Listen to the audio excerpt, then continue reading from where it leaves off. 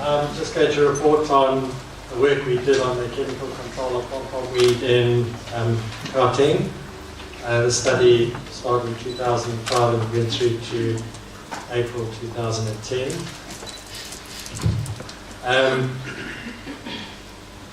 Chemical control, well, a registered herbicide should provide about 80% minimum control of plants that were treated. So the question we asked in this study, does this translate into similar reductions in field populations of Pompom weed?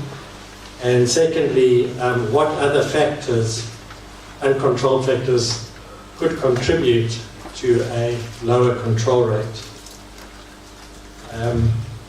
So we had two trials. The first one was at Swartkops Air Force Base, and the second one was at Replay Nature Reserve. Our standard treatments were the two registered herbicides, brush-off, Metsulfuron-methyl, and Picloram, which is access. And these were applied at registered rates as broadcast applications, so we wouldn't have the problem of missing plants. And then, of course, we had an untreated control. We also wanted to test whether an earlier application was more effective than an autumn treatment. And we measured herbicide persistence for 56 days after treatment. We have two types of data. We counted all mature plants and plots from 2005 to 2008 in both the summer and autumn treatments. And then we had seedling counts in quarter-meter squared quadrats. We had 10 of these in each plot, and we measured these from 2005 to 2010. And we also included rooted mature plants that occurred within the quadrats. Okay, the uncontrolled factors I'm referring to, of course, is the rust fungus, which first appeared in 2006.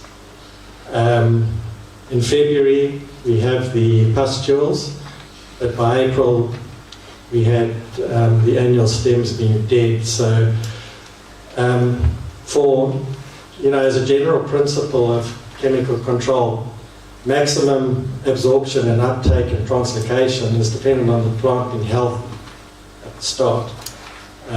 So we are assuming that a diseased plant would have a reduced capacity for herbicide absorption and translocation.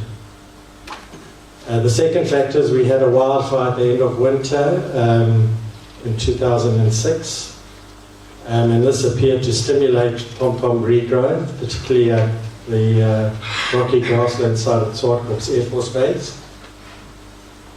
And then we had a drought in our third year, and it was quite a severe drought because by February, it was a year-long drought. By February, plants were quite wilted, and by April, they had senesced. So we had rust and drought as the major contributing factors that could have affected chemical control of Pompom weed. Results, there was no difference in the efficacy of both the registered herbicides. So for convenience sake for this presentation, I've just lumped the data and it's just herbicide effect. Both herbicides were not persistent at the registered rates. Well, this is a positive thing from a conservation point of view. We're also getting zero benefit of pre-emergence activity on seedlings, so